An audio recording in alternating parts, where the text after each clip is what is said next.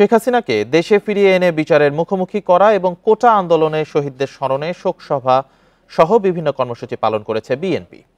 প্রিয় নম্বর সেট করে বিকাশে সেন্ড মানি করুন ফ্রি।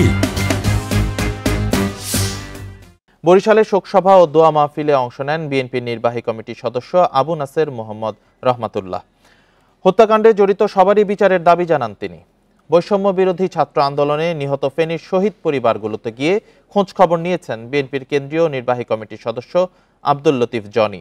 এদিকে মানবতা বিরোধী অপরাধের দায়ে শেখ হাসিনাকে দেশে এনে বিচার করা হবে বলে জানিয়েছেন বিএনপির চেয়ারপারসনের উপদেষ্টা মিজানুর রহমান মিনু। রাজশাহীতে সংবাদ সম্মেলনে একথা বলেন তিনি।